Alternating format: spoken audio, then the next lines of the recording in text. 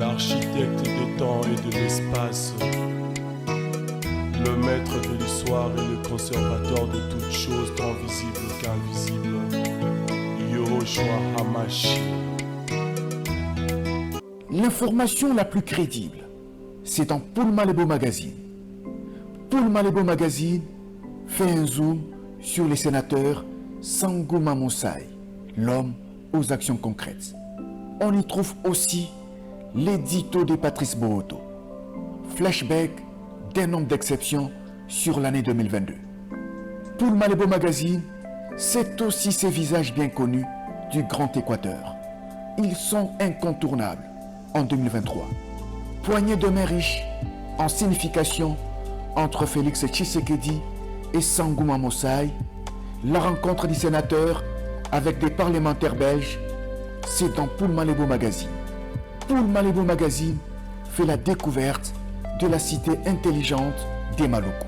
Une cité avec des maisons intelligentes solaires à vendre de 45 000 $ à 85 000 $ avec possibilité de payer à crédit pendant 3 à 5 ans à travers les banques locales. Connaître la cité intelligente avec des villas de 100 mètres carrés pour des parcelles de 15 sur 16 et des villas de 150 mètres carrés pour des parcelles de 20 sur 20, c'est dans Paul Malebo Magazine. Paul Malebo Magazine, c'est aussi la mobilisation congolaise contre la guerre de l'Est. Comprendre comment Samalou Kondé a doté un budget d'1 milliard de $ à l'armée, c'est dans Paul Malebo Magazine. Paul Malebo Magazine, c'est l'info dans l'impartialité. Merci. Na baibaso bozui libaku ya kulanda biso lisusu lelo na bitandeke ya bino comme na bomeseno chaque vendredi na 21h ko zapeli susute lelo eza basango mususu to elibino na mokolo mwa lelo on to kopesa mbote na baibaso bazali na 145 territoires ya Congo démocratique pe bisika biso bino bozwa ba mbote belé lokwa to ko ba blenga ya munda shalom topesi barea ya fraternité d'action catholique barea chal pe banso bambote ebele pe bakulaka banso ya Grand Équateur isaki kinyo. Merci na baibanso pe bazali mboka ya diaspora o bolanda biso na nzela ya YouTube na BP télévision. Merci na bino bokonto sala biso confiance pe la fidélité na bino na loyauté na bino à chaque vendredi na 21h. Wana mingi pe tozali kokansela mboka France. MK mwana ya papa Kabongo kuna na mboka France. Mama na Raphaël mwasi ya Moluba ya miso minene. Ah, c'est rare hein? Merci na papa Mbera na Anvers. Merci na Asta Kitoko mwasi ya papa Pekos Lukumu. Bambote ebele na famille mobimba baye boza kuno na mboka France boza ebele CP Trésor Mwabi merci Yannick Chunza kuna na Londres merci Yamuke Charlotte merci na bino banso boza na mikili ya poto bien d'entre les jeux to koyamba na ino ba invité ba ebele to ba ino na moko ya molobela bana Kasavubu. Très bien. Yo komolobela bana Kasavubu. Nini lelo memeli biso pona bana Kasavubu.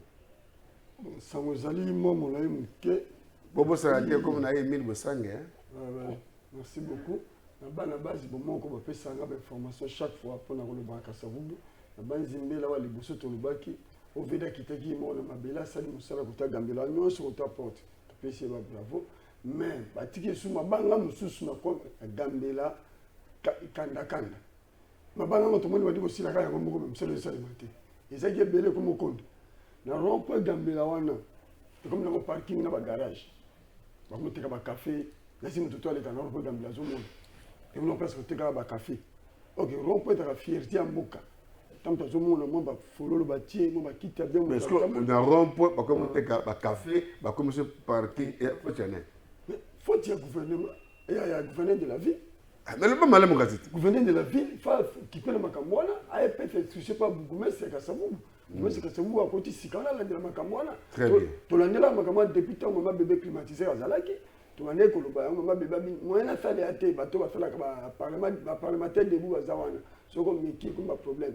Et puis, alors, bah, qui a solo là, bah, tu as pris Congo, bah, tu as presque mon poids, ça, moi, et l'autre, mon poids, ça m'a fait, tu as ça vous pas fait. Tu sais, vous allez me au président du Bousso, il y a Congo, il y a qui a Vandiwana, à Domana Kassavubu. Alors, il y a pas ça, la ville, moi, qui toque. Mais, avec le côté, tu as le mot à côté de Sika, à côté de Sika, comme sous pipi, et comme il a côté de Baba, faire des restaurants de Maléwa. Maléwa de place, voilà, là, si, tu sur les cacahuètes, là, sur les cacahuètes, tout canal pour mon aka, babité. Biloko sont des tika encore kaboué. Je me suis rappelé beaucoup de boutique. Pour que ça c'est la blague, il y a vraiment d'autres gens dans place, voilà, on tombe dans là, tu as quoi, ça au pan de sango. Et que des temps à l'écrapona, on le bana Kassavubu, alors la biso. On a qui n'est en eau, le sous pendant le balisson à Kassavubu. De deux, na triomphal wana. J'ai tenu la tika batol, mon katongi wana. Bana bata jeune, bana bata babale wana. Tout le monde va jouer le souper wana. Avec bana Kassavubu, moi pourquoi moi entraînement, ma kaboli, mon équipe, ma famille, ma jouer wana bimana. Terrain de sous-souté. Terrain de sous-souté. Ma chema ntande magoro de mo bimana. Quand tu as fait venir na triomphal. Et comme magoro de mo bimana. Et comme solo, foulou, auto-école, les aïeux, on est comme on fait la bataille, côté il est trop, tout le copain était vraiment gentil, on a évité. Pour ce que le bip, oh, vraiment, bah, finir à cause. Mais bon, qu'il y ait bien mon botin à ma maison, les kawan. Donc, parce que faut faire la fierté en moka. Fierté en moka, d'abord, un rond-point. Tu as place, tout le monde amène ma poteau, tu vas faire une place, on a quoi, bah, moi, café, bah, solo là. Moi, c'est moi. Le biseau, même, bah, quoi, la biseau, de comment on salité. Qui paraît ce côté terminé dans le Lili, mais voilà dans une émission monsieur Royan a filmé place où on a repris Gambela. Na ko filmé man Tanzania ba jeune, ba comme vraiment moi avec sous les athées.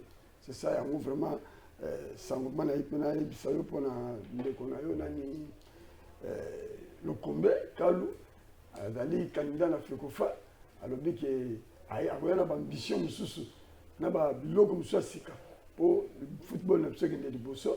Dans le bac, il y a un peu de sango, il y a un décollabiso et un Mike, Mike Mutinga, il y a un peu de salam, madame Nakatanga, habité, sur l'équipe, et ça, au pas de sango sangoana, comme ça, pour mon avis, maman, maman, ou yami, nani, comme les qui m'ont manqué, et vous y assima. Base baté, base basé. Base Bomoko. Base Bomoko. Ouais, base Bomoko. Merci. Bandeko base Bomoko, ba info bo pesa ki na molobena bino et commis 5 sur 5. La ganisi mbele yokabi mwana mboka Gentini Ngobila qui ça et commis solité. Qui ça solo. Qui ça c'est baby moya ko vivre za société. Ba commune nyos ba paza ko lena. Quand on peut auto suspendre, gombe va suspendre, qui se soit suspendre. Bon pas une chose aux années suspendre peut pas. Et ça c'est ça malin. C'est une polémique sur que lobby sorti une sacré. Yo yela ki Kassavubu. Invité ba koleka kawana. Il faut pas bon ça comme faire la paix fierté pour Nzamboka. Faut bon ça place pour aller dans le yote. Base Bomoko, bo pesa ke mbongo aya ka une émission. Aya ka boko pambate ko lela ka wate. Bo baza boze be na Kassavubu azo lobela bino bo sunga ka ba transport, bo sunga ka épée na moi tu que pour avoir tout taper moi courant, moi gaz, moi gasoil et pour aller ka madame. Bo pe ka information oui, mais moi tu que pesa la kate base Bomoko to bele to leli. Merci beaucoup. Merci na mwana mboka Lokombe pour le candidat président qu'on a fait Kofa sport et baby. Championnat et le bonga soute. Tu as évité ton souka wapi. Makamuto muka mabe. Même sport ça sangisa biso kolongola biso moi souci ya vie. Sport on peut baliser soute a tu évité to ka Lokombe oye. Wapi mona Kabula yi a papa François. Merci pour Zobunda dans stade de Martyrs. Merci. Le bino sacré le bana Kassavubu bosali ni bana Kassavubu zéro et bon tout. Merci. Tokuta na papa Emile mon lever la Kassavubu lundi na basango mosus kasi chwa kende yaka. Merci. Wana to kei kuna la machine le temps que mwana mboka a ko ko na Kassavubu a rejoindre base na ye to sengi na machine kuna Raxis a okumba biso na seni kuna mwana mboka Denis Kadima. Oh mwana mboka Longonya merci. Na mwana mboka Denis Kadima pambate yazala ki bongo na Parlement et par Mwana Mboka, président il y a Assemblée nationale, Christophe Mbosso Nkodi Apwanga, pendant qu'on écoute là, rapport annuel. Il est bandé en avril 2022, Pekino avril 2023. Rapport il y a année Mobimba, Misala Basalaki, Nyonso va justifier, Bakotika na Assemblée nationale. Donc, respecter pendant délai, et merci, Longo, na Mwana Mboka, Denika Dimapo, na rapport TOC, Otukotika Bongo, na Assemblée nationale. Wana Raxis, Pesabiso Malobaya, Mwana Mboka, Denika Dimakuna, na Assemblée nationale, et c'est qu'il y a un rapport annuel. Bongo, Tozonga, Toya Mbappé, Bandeko Basusu, Bazana Basango, Kopesa Biso, na pokwa ya lelo. Monsieur des membres, il y a CENI, Toya Kopesa, président et Assemblée nationale, rapport annuel, donc il y a Mboula Oyo, en avril 2022, et Sili en mars 2023. Rapport en a, ils ont fait des détails sur Moussala Tosali pendant les 12 mois.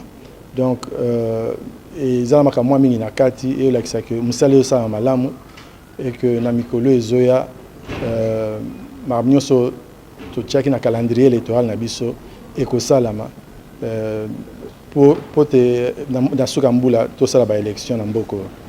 Merci Raxis. Wana toujours na plateau dans le boko langa ya moi si tozali bongo na prophète Emmanuel, prophète na personne alléluia to bonsoir. Merci de journaliste. Ngala na prophète Emmanuel Kambala mingi ba benga ngala comme prophète Eka. Alléluia to bonjour eza na mokaka nyonso malamu. O eza motuya. Moi na mboka Patrice ngwemso na baki bonjour. Alléluia. Eza souhait quand mutango moto akopesa yo bonjour, ako souhaiter au mokolo maramu. Tango moto alobi na yo alléluia, lokumu ezonge pai na Nzambe parce que nyonso eza kaka pona lokumu wa Nzambe. Moto apesa ka bato journée za la maramu eza ka Nzambe. Yango bon alléluia ezalaka mingi bomesano na biso ya ba Kristo, bomesano na bato basambelaka. Alléluia, mais bulongoli bonjour te. Bonjour, ezali moko na moyen koko permettre pe fungolelo nzela. Très bien. Dans le boko ya mobali tozali bongo na Ngunza Ekwake. Ngunza bimbolo bani kuna mbote salama leko to babisani. Yenge Keno. Hein? Yenge Keno. Yenge Keno. Matondo Mbote. Yenge Keno ça wala na Congo. Na Kikongo le Congo donc ingelo ba mbote na yo na mokolo ya lelo. Amen. Très bien. Merci beaucoup. Na bangonde to solo moi ba sixième oyo to lengele na pokwa ya lelo. Voilà, tokenge puna na ngambo pa wapi. Mwana mboka mokonzi ya IGF alingete mosala kitoko zali ko sala longonya papa. Ozali ko sunga ekolo na biso pamba te. Misolomi à l'état zali ko kene bongo na ba poche ya bato. Bon ya ko déceler mama na complot yo sala makuna na fonction publique sous capé somme na koka makamoma na manso. Yangwana alobi était plus ou moins 65 millions de dollars ils ont bunga chaque mois na paye ba fonctionnaire. Okomona tata moko boye aba tonga ba immeuble nzoka ndembongo ya l'état kanyaka ya l'état. Mwana mboka prophète Emmanuel. Pouvoir dans ya oyo boye le lengeni. Voilà que maintenant là il se fait ko kundona secret mo bana mbula na mbula oye pai wapi mbongo ya l'état ezokena maboko ya bato mensuellement au moins 148 milliards 999 millions 700 oh bah chiffre les bien donc il y a un francs congolais par mois équivalent de 65 millions de dollars par mois s'il vous plaît. Et le qui demande beaucoup de bateaux. Alors il a dénoncé yango. Et ezali pasi kotala que toko lukamboka ekende liboso ba mesusu ba koluka batondisa obe ba poche na bango. Yango moni na momesano na lobaka na yo ba ko boma mboka o ezali ba ina politique. Po ete bango moto toko pesa bango makoki ya kokende babongisa balobela bato mais bango ba kokende plus pona kosala ka ba santé financière na bango parce que okotala dossier oyo e bandi lelo te e bandaka utaka la même na professeur oyo ki ministre ya justice nani Luzo Lobambi. Lui, il avait parlé de 15 millions. Mais Lelo, tant que moi, Namboka, IGF à Koti, à Kekobimisa 65 millions de dollars au Ekimaka, au l'État Zako perdre pour Nanine. Bako sala ba doublé, bako bakisa ba komba bato bako zala na même matricule, ba misusu bazana matricule te, mais bako futa bango. Or, nyonso wana na kolana nani na ici na baina o bazali bakambi ya mboka. Yango ezali pasi mingi. Yango zomona tango mokonzi ya mboka lobaka na ye ko déboulonner. Ko déboulonner wana eza yango makambo nyonso to ko kende nango.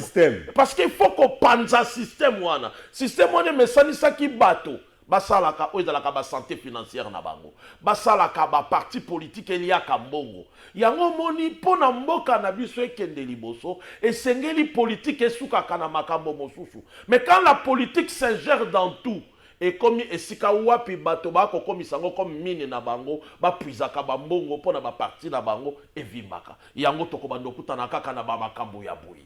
Parce que 65 millions, c'est beaucoup d'argent. Oyo Congolais a un problème à maille, Congolais a un problème à courant, Congolais a un problème à colia. 65 millions peut faire beaucoup de choses dans Katia Congo. Mais ils ont se volatiliser chaque mois. Donc, ils ont pas si mingi moi na mboka. Merci, prophète Emmanuel. Ezali pasi koyoka makambalo lenge boye et belé ya mosolo boye par mois. Ils ont bon à l'État, l'État va mobiliser la recette pour être fonctionnaire. Et voilà une grande partie des gens qui n'ont pas posé à bateau. Ngonza. Mbongo na beaucoup à bateau. Pas qu'on ça fonctionnaire. Bah fonctionnaire, bah nous on a pas ça nous mbongo na bango qui n'a pas posé à bateau. Pourtant c'est 1 million par mois. Moi le bamoke bon tous les. Vraiment le bamoke bandeko balandi vraiment mbote liboso na koyamba susu biso na mopanzi sango na émission boningaka makasi na tokanisa mboka pona makambo oyo bozo koloba wana makambo ya mbongo makambo ya politique ezali troisième pouvoir za mwana misato donc politique na biso ya mboka soki ekomi na pasi eko rejoindre na spiritualité po bato bakolela kaka tozotala na babitando na bachaîne ebele bayi politique baza koswana baza kolela apart nanu bambongo ezali kobunga boye makambo ezali ebele na kati ya Congo à résoudre mais ekosimbaka kaka te soki nano tozongi na spiritualité te parce que politique ezali troisième pouvoir au roi divin tozoloba akoya na trois pouvoirs pouvoir spirituel pouvoir scientifique pe pouvoir politique donc politique azali mwana ya misato. Donc, tant que politique est bébé libino na kati ya mboka, il faut bosser la recours na kibonzambe. Kibonzambe angonde yangwalande koyiko kosunga. Très bien. Merci. Chapitre mususu avant to kwele makambo ya Simon Kimbangu. Lobby samedi le 29 avril. Cérémonie monene ezobongumsama awana kati ya ngumba Kisasa et pay wapi ezali bongo na sortie officielle. Il y a une plateforme monnaie électorale, yango Union sacrée de la nation. Bayo bandimi ko soutenir président Félix Antoine Tshisekedi Tshilombo. Bongo bango lobby ba kosala maman na sortie officielle kuna na stade de Martyrs. Ekotonda te to yebite. Ba koyiba bato na cité ba pesa bakanyaka to yebite. Kasi tout le monde a la mobilisation de Jérusalem, il y a 500 partis politiques, mon prophète Emmanuel. Yo poza kuna na Union sacrée. Oh, naza moto nandimaki mbianga ya mokonzi ya mboka sur l'Union sacrée. Mais ba procédure mususu et kokozana koko partager na ba même invité. Kosunga mokonzi ya mboka le bité kaka photo kene na stade. Yango te parce que il faut que bongo là bas système, il faut pas aller avec le même système où salama ki lobby. Est-ce que le Congo vaut 120 000 places? Parce que Stade de Martyrs, c'est 80 000 places assises. Ce qui est débordé, 120. Est-ce qu'il y a une majorité à Congo? Non, moi je ne pense pas. Mais comme Union sacrée, comme étant plateforme, Nimiko Kende, acclamons. Attends ce qui est ton ici. Est-ce que le Bokonzambo Kakolekaka a 120 000 places? Non. Donc il faut un peu essayer d'aller plus loin. Oh, c'est que le chef attend, Izani, sincérité du cœur et à bateau. Est-ce que Batouana Bakoya, Bayepona Basunga Congo, Basunga chef de l'État na mission Yazanango, to Yeka Kapona, to mobiliser, to sangisa, to partager, to bimisakalut parce que c'est la mobilisation sans argent. Et ça moi pas si lobaka IDP soto yebaka lobby ezalaki mobilisation ezosala masambongo. Mais est-ce qu'il y a l'élo? Est-ce que le Congo n'a pas d'autres besoins qu'il faut utiliser l'argent? C'est là où peut-être les gens comprendre était la vraie vision, la vraie appel du chef de l'État. Boya pona to sunga l'union sacrée pour la nation. De la nation. De la nation, cela veut dire l'isanga ya bana mboka. Pona mboka. Donc cela veut dire on est venu là pour trouver des solutions, trouver des pistes de solutions pour le Congo. Mais est-ce qu'il y a une manifestation? Je ne sais pas. Est-ce que ça vaut vraiment la peine en ça? Ça ne vaut pas. Mais ceux qui vont salir en Guatan à Pullman, vont salir en Guatan Hôtel du Fleuve, c'était déjà. Mais ceux qui n'ont habité, ceux qui vont mesurer populisme dans 120 000 places, je ne pense pas, parce qu'il fallait à Tchapé plein, pasteur Sonic Kafuta Tchapé, pasteur Mwanzawa Tchaba plein. Est-ce que c'est ça vraiment? Système wana, le chef de l'État est pour déboulonner le système. Il faut que l'on ait futilité, bizaleli moko boye, apporter la solution au peuple congolais. Le peuple congolais a un besoin. Besoin na yezali ali ya bien, afanda na kimia, guerre si la na est. Est-ce que aller au stade, ça va nous donner la paix à l'est? C'est ça le problème. Le problème est ça, la conscience, honnêteté wana. To yena union sacrée, ya mboka pour toper sa solution. Ba ebaza na ba acquaintance, na ba belgérant, ba tiki. Ba ebaza kobeta calcul ba projet na cessé, ba tiki. Bisonyo soto sangani pour to sunga boka. C'est ce que Dieu nous dit même dans la Bible. Aimez-vous les uns les autres. Salela munde konayo oyo lingi pas salela yo. C'est cette sincère amour wana yango peuple congolais, yango même le chef de l'État a besoin. Très bien, merci. Mais sortie officielle wana pe yango ya lobby avec quel message? C'est ça aussi le problème. Bakoya, oui. Toko sangana, toko kende kuna union sacrée, to l'explique, to sangani biso nyonso. Est-ce que ça sincère? Est-ce que vraiment il y a une sincérité na biloko wana? C'est là où bato bazako bunga, bako yebate. Et loko mokonzi ya mboka za nango posa, ezali sincérité. To chabale na tsinase, to lobela makambo eza mboka, to pesa ba piste de solution. Ce n'est pas seulement to kutani, wana to zongi na bisoka na même système, FC Sasala Kilobi. C'est bis alors. Mais na esaleli wana, ezako toko kene na ba bizaleli moko. Mais eza yango mokonzi mboka azako pronete. Tu as quoi apporter ma solution bien tout ça populisme. Mais populisme eza c'est regrettable ce tokokene na ba populisme parce que wana ngana komona na ngo populisme. Parce que ça ne vaut pas même nombre oyo faut voter chef de l'État. Le Congo ce n'est pas seulement Kinshasa parce que l'Union sacrée salami na Kinshasa lelo, sortie officielle na Kinshasa. Mais le message d'Union sacrée est un message moko ezali prôné partout. C'est Congo Mobimba. Même ceux qui sont à l'étranger, ils ont adhéré à un message à l'Union sacrée, à l'appel du chef de l'État. De ce que qui beaucoup, eza yango penzate, Congolais alingi ba futilité moi mingi, hein. Congolais alingi ba biloko eza kongenga. Peuple azal cause la solution à malonga. Ezali durable et non ba biloko ezali superficiel. Merci. Na message ya mokonzi mboka na union sacrée. Merci de ça malelo, ça vaut la peine. Merci beaucoup le prophète Emmanuel Aliboleli. Merci na Bamon le sel kuna na Canada. Fourmi rouge. Il peut adhérer na union sacrée. Merci na Maman Dodo Mujinga. Moi na Canada. Il peut baser sima mokonzi mboka kuna na Canada. Nous peut baser bazu ba Canada ba bango ka sima Fati Beton. Très bien. Merci beaucoup. Toza lobby na stade, to kabako lobanini, balingi nini, merci. Bon retourne sur un stade, vous avez 500 partis politiques. Mais tout le monde fallait pour attendre ça gamme. Donc le 13 mai, le 13 mai, opposition politique Mad Lubumbashi. On s'appelle balabala, retourne sur balabala. Ah mais comme c'est qu'on est guerre à popularité, tu évites. Merci. Ton temps la lobby, le 13 mai, nini pour vous accéder ce spectacle. To éviter casse to sengi na bino ki me na mboka bitumba te kowela te to boisima ba marche to sima ba sorto officiel na bino to ka bato ko buna ba kowela na mbongo to boy bo batela ki me na monyema ekolo pamba te ba kulu na izongi nga osakana te bo bingi bato ba na stade bo jouer disposition pour na kuluna ya kozonga na bango pe boye pe bozongi na bango boye ba kulu de zongi na ndenga kosakana te. Merci na bakonzi ya Kisasa pona ba disposition sécuritaire bo lobby pona batela bandeko banso bakoya na stade de Martyrs. Très bien. Si j'ai mon nene à pourquoi lelo ezali ke tozongisa ki tolobaki na bino te tozongisa mwana mboka Ngunza Ekwake pona kolimbolela biso testament ya Mfumu Kimbangu. Testament ya Mfumu Kimbangu ya robaki nini?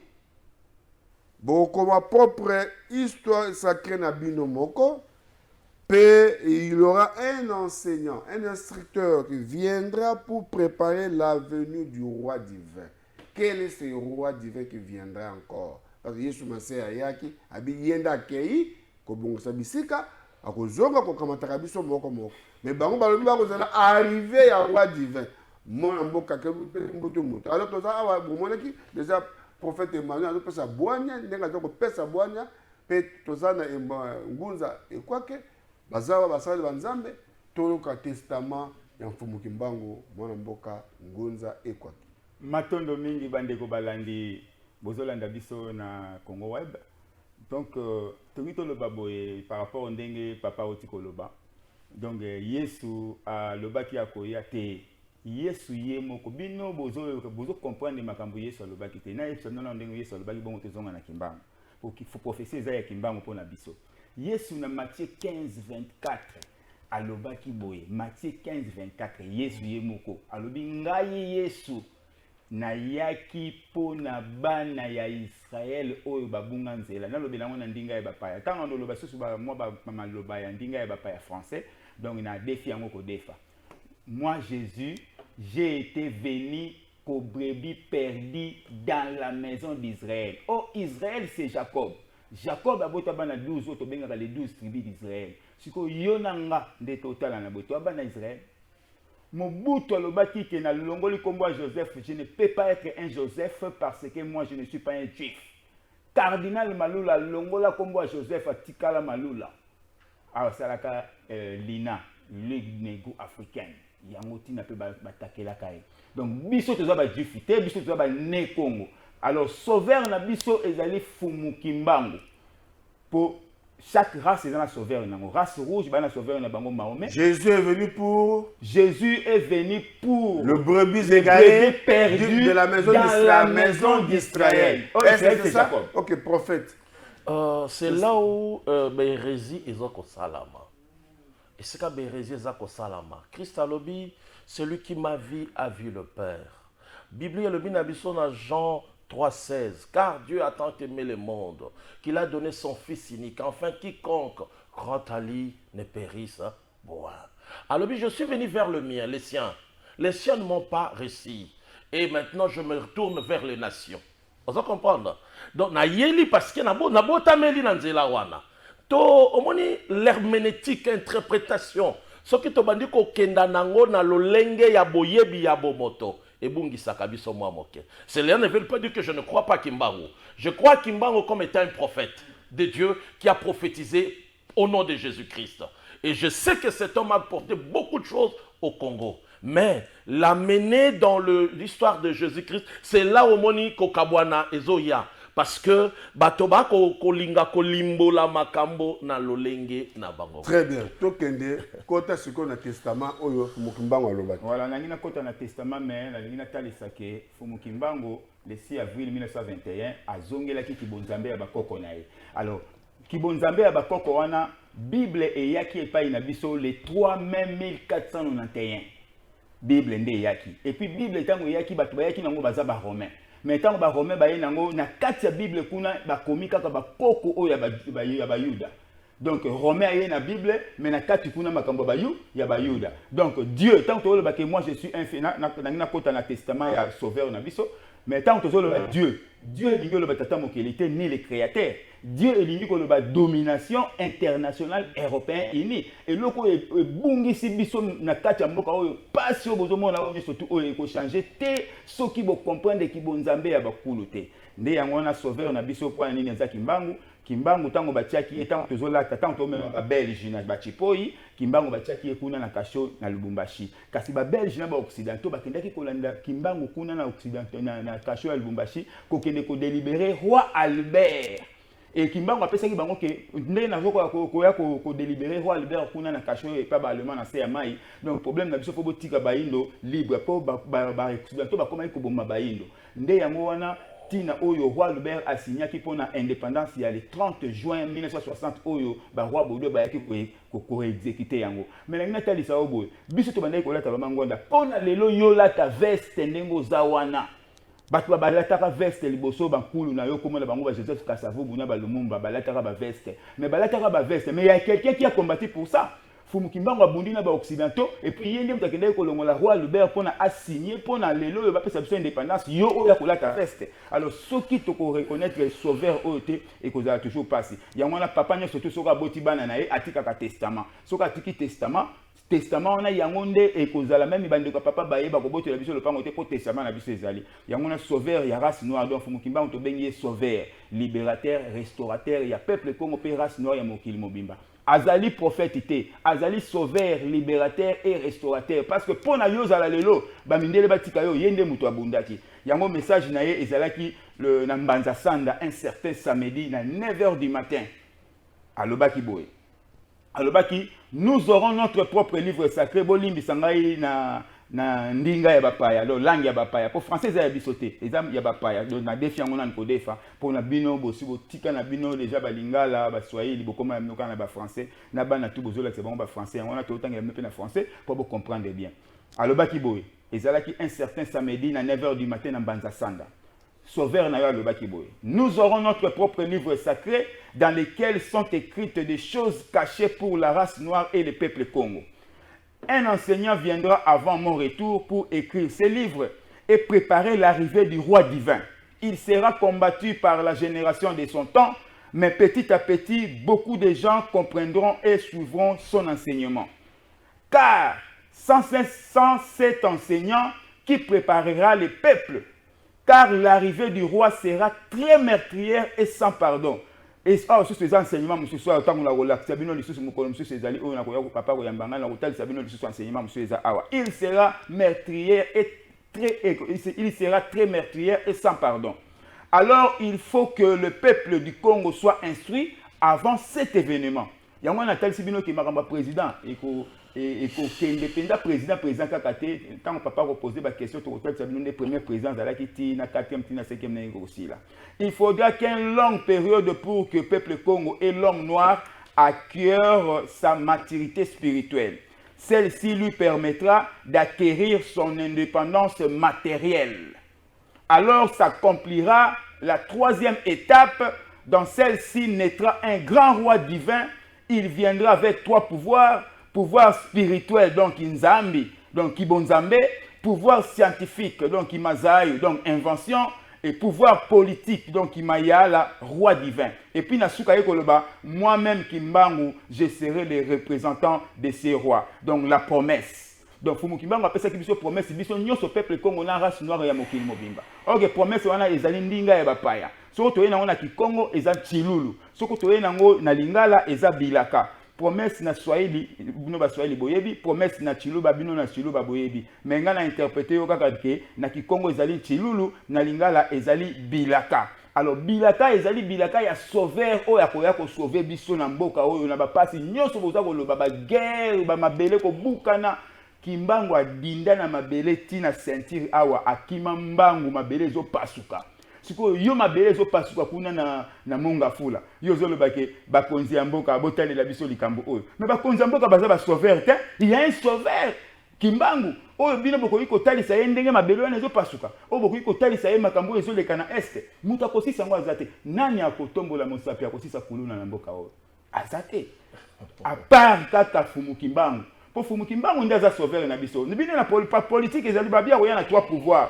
pouvoir spirituel, scientifique et politique. Ce qu'on la politique, on a mis ça à souffrir. Mais il faut ça le secours na spirituel. Or, qu'est-ce spirituel on est à Kinzambi, à Biso Baindo. Si vous avez au long déjà, il y a Nekong, comme moi en Israël. Il y a moi qui na binobo. Yo comme moi en Israël, il y a Molimo. Bongo soki le loyo, to che avion, to lobi yo kene na Israël. Tant comme en Israël, on se présente ndeni. O le ba ke yo zam en Israël, il y a Molimo.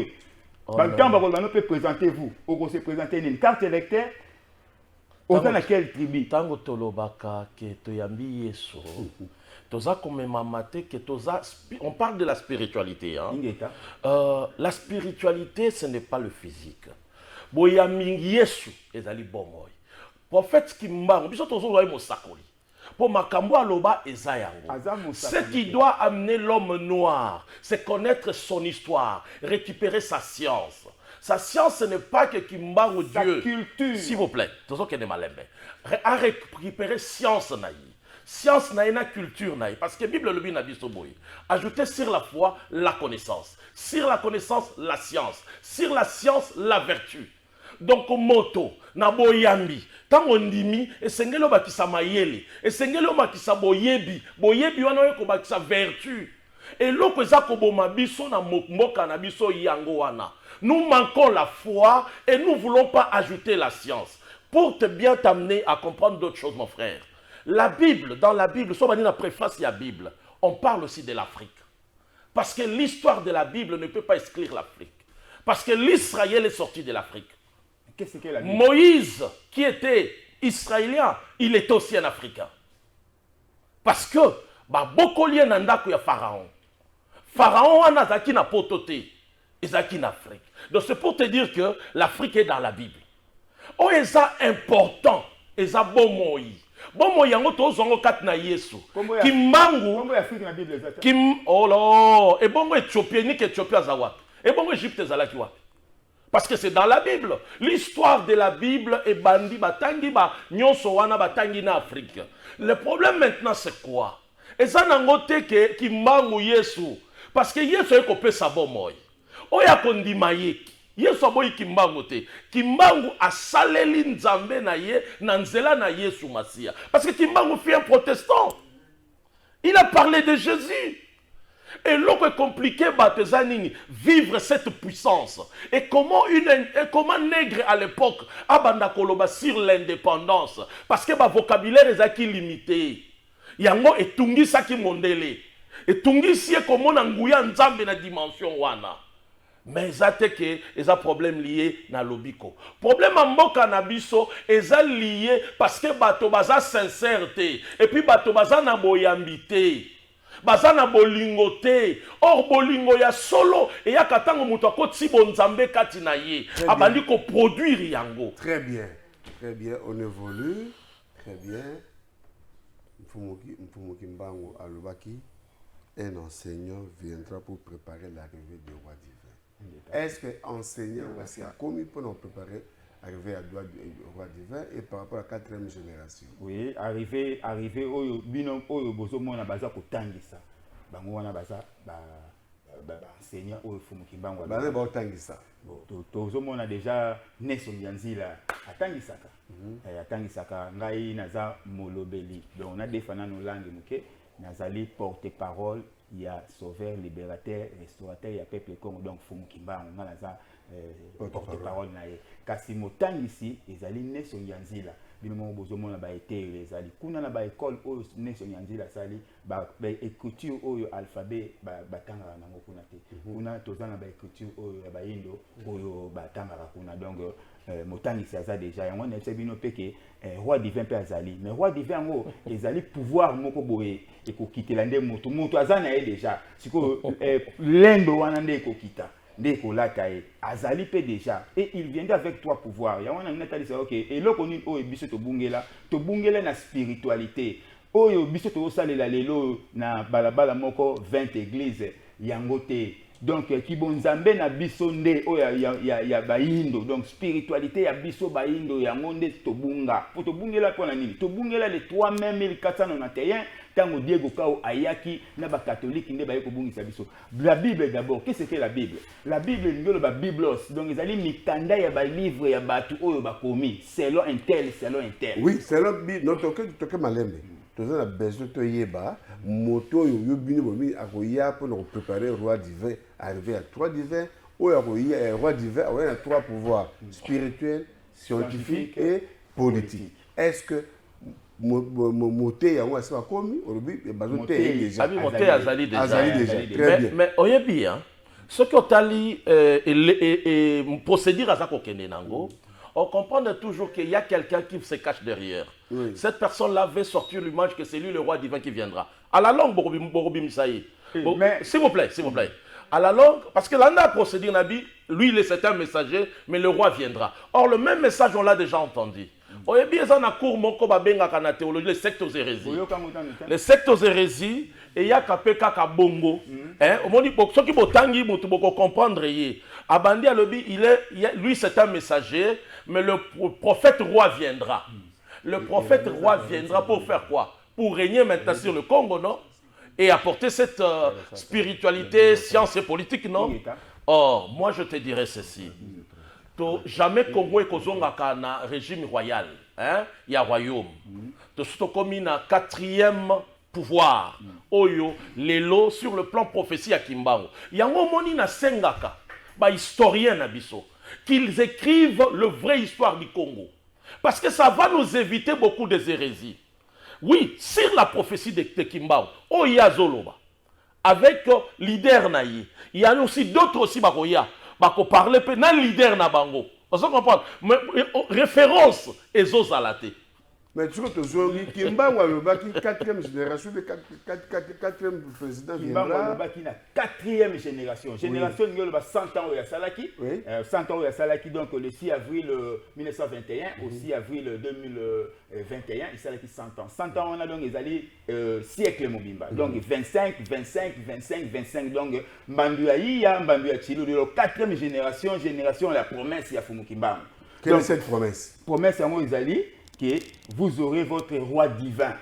Oyo akoya na 3 pouvoirs pour elongo la biso na passe roi divin comme on a nani roi divin d'abord ils a bilaka Fumukimba. Oui bilaka oui mais comme on a ici quoi. Toye ba biso pe to na besoin toye ba roi bandeko balandi to ça la sonité to na pesi bino devoir bilaka bilaka ya Fumukimba bino nyonso to boko mazwa biki koma bilaka kende quotidien kombo wana ya bilaka et robimiselo kombo pour na itando ngala na besoin na yeba roi wana boya poto yeba déjà ko s'aligner bilaka élection nini réflexion na petit c'est comme bilaka to komi ko bilaka ko bilaka yango wana te kombo yango eza bilaka o bilaka ya Fumukimba ngo yokokisama ezali pouvoir moko ya kimpeve ekokita na kombo ya mutu wana yango wana bilaka ya Fumukimba ekokita na kombo na ye na pesi devoir na kombo na bilaka kombo na ye ngapela ko bota mwana na pesi bilaka non za kombo bilaka te na kopesa pe mwana na bilaka kombo bilaka te ça ce sont alors sur prophète Atoloba le big babaki 4e président viendra tokende papa okomi bilaka okomi bilaka okomi bon sikoyo il y a combien de lettres là-bas 6 hein comment sikoyo soit banana ka ne bandeli banana ka oui Tchabi Tchala oui Tchala sikoyo soki kombo na yo eza na 6 lettres oyo yo pe tala na kombo ya yo est-ce que eza na 6 lettres oyo bilaka ezali loba yango clé sala tozali koso ya TV yango clé nazoloba bazolanda loba yango clé bilaka est-ce que kombo na yo oyo bakoko bapesa yo est-ce que ezali na 6 lettres wana te loba nano bon na oyo yo kombo ya bilaka oyo mutu ayaka nango Laurent Désiré Kabila ntango ayaki na kombo oyo akendaki kokuta Kadhafi nini babongisaki na Kadhafi babongisaki États-Unis d'Afrique na monnaie unique le col la 3e président Fumukimba alobaki que 3e président Korumbi 3e de 4e et 4e président ayaki et tango ayaki il fallait akokisa bilaka oyo États-Unis d'Afrique au lieu de la Royaume Congo et cause la Royaume Congo mais cause la République fédérale du Congo avec des États. Ya mwana bilaka ya Fumukimbangu soko boni ke kombo na yo ezali pe yo zo kombo na yo na 6 lettres wana soki kokota na kati ya bilaka pas comme ba 6 lettres comme ça là ebele donc Laurent Désiré Kabila était le 3e président à Koumelate Kufi Kabila Yango Kabila ye akei kuna na ONU. Aïsi bango que je suis le descendant de Yaya Kipanvita et je suis petit-fils de Fumukimbangu et puis à Salaki son avion comme Kipanvita. Donc voilà pour tout le vérité. Tout le monde a le combo Joseph. Tout le monde a le combo Kabila. Kabila mutayaki na combo wana ezalaki Laurent Désiré Kabila. Yango nde biso combo wana tolobi boye. Yende le roi divin. Mais roi divin mais ça la clair. Non, roi divin otolobela. Ezali ya Congo démocratique. Roi divin wana na prophétie babanga na moté. Donc le roi divin Joseph Kabila. Voilà, donc Kabila Ali, le roi divin, Joseph, Kabila. Donc, d'abord, Ezali, Bilaka, tango Bilaka ya Fumukimbangu, au moins, il y a 4 batu batelemi, Mukongo, Muluba, Muswahili, na Mungala, Bango 4. Langue nini oyo ko socialiste bango 4 oyo. Lingala. Je sais que ya Lingala. Ya mona promesse wana ya Fumukimbangu to ye na ngona Lingala. Na Lingala ezali nini Bilaka. Sikoyo kombo na yo. Eza 6 lettres. Pour nini te kombo na yo eza na kati ya 6 lettres wana. Pour tout ce que je Bilaka wana oyo ya Bilaka to so lo ba Fumukimbangu wana. Ozuna Kabila on a bien que tous les 6 lettres kokana. Alors eza nango Joseph Fouté. Muto ya na kombo oyo na kati ya mboka oyo eza Joseph Fouté. Eza Laurent Désiré Kabila. Tango Laurent Désiré Kabila yaki ngala yo to sepela ndenge nini. Ezala ki lokola muto akimi mbangu na moyo ba pesi ye koka ya malili ya meli. Balandi boza ko na biso ko comprendre ya Bilaka. Faut changer Bilaka au bali na ka e comme la Kabila. Donc Kabila mais azali roi divin ou roi na 3 pouvoirs. Non. Et roi divin non, ezali ya Congo na biso. Ezali ya ba journaliste otikeli eta mingi bato bakotika la des fleuves Nil à océan. OK, très bien. Ne roi le Congo ezali. Na ebisaki bino ke azako bomba eloko bomba. République fédérale du Congo avec des États. Toké Malembe, Toké. Bilaka c'est Kabila, le roi divin. Les 3 pouvoirs. 3 pouvoirs spirituels, scientifique et politique. Mais alors, c'est pour les races le fleuve Nil à l'océan. Mais est-ce qu'à rejoindre par quel moyen? Parce qu'à 18 ans déjà à pouvoir. Voilà. Tango azalaki na 18 ans wana. D'abord tango azalaki na 18 ans wana ezalaki na nos pays, hein? Azonga ce qu'on appelle royaume. Ezali boye. Toloti kolobawa. Makambo présidence oyo ekolongwa ndenge ni makambo ya pays ya président. Ya président ekolongwa ndenge ni. D'abord Congo oyo ese ekolongwa par l'enseignement. Parce que ils ont mabele na biso toza ba autochtone. Biso nde toza ba ya droit. Congo oyo ese ezali Congo belge. Congo ya Congo belge ekolongwa. Ekozonga Congo ya ka. Ok, Congo ya ka eza pays te. Congo ya ka ezali royaume. Alors bato ba komona neti royaume ekosaka pesé. Alors, tu as royaume, mais tu as République fédérale du Congo par rapport à Laurent Désiré Kabila. Mais non, il a qu'à le prophète, vous allez intervenir. Je sais que vous allez passer au long. Le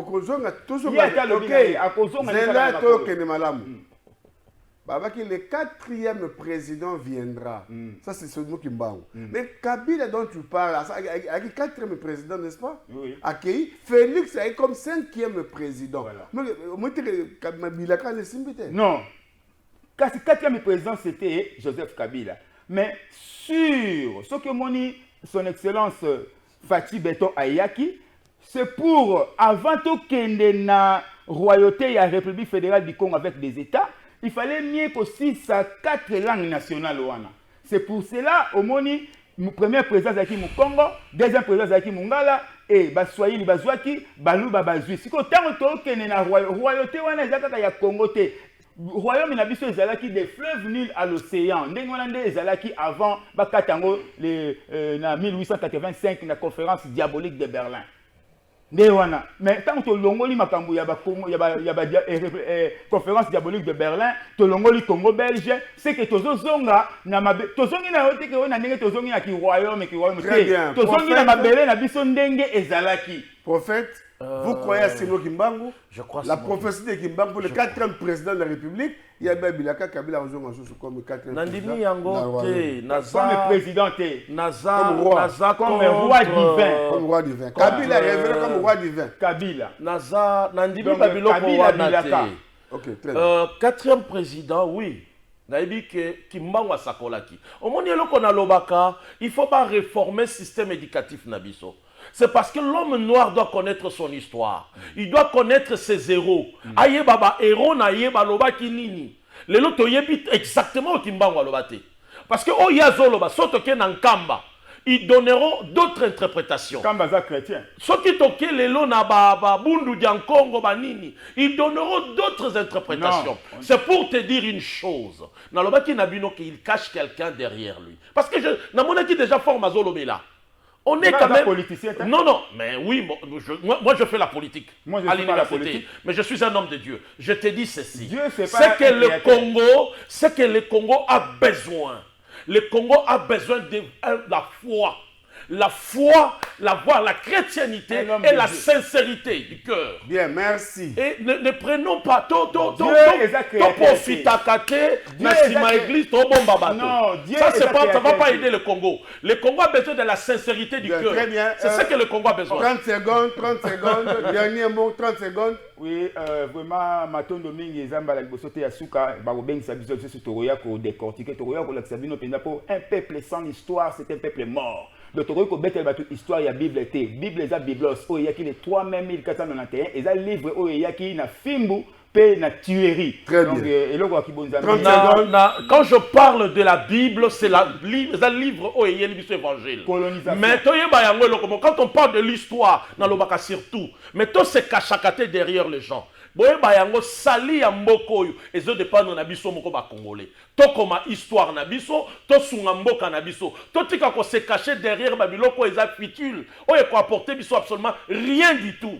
Et boye bayango qui les gens fut un prophète de Dieu qui a prophétisé au nom de Jésus-Christ. Non. Et nous croyons en Non. lui. Et bokende jamais na babiloko wana balusa bilaka, ça là ceci Et cela, là, ce ouais, sont ça, là. des individus Mais tous les qui églises se sont cachent kangama. derrière. Ah, yo yepo no kanga d'église. Fubu Kimbangu tanga asalaki ba église Notre foi Merci. est au-delà. La Oh, foi quelle est foi? au-delà de mille. Merci, La foi en merci, Jésus-Christ est merci. au-delà. Foi. Toi, tu te caches derrière quelqu'un. Quelqu'un. C'est regrettable. Ça, c'est Et le pays l'histoire. ne Ça, sera c'est la jamais prophétie. encore un royaume. la prophétie de notre sauveur. Merci beaucoup. Le pays ne sera jamais un royaume, mais vous avez sous royaume. Ah bon, ça, c'est- Vous avez sous royaume. On va mêler la Ce sont des hérésies. On va voir. De suite au côté Merci, des non? gens dans la République, Merci. to sunga mokonzi ya mboka, to kende liboso, merci, azo prôner merci. sur la justice. L'architecte des temps et de l'espace, le maître de l'histoire et le conservateur de toutes choses, tant visibles qu'invisibles, Yahushua Hamashi.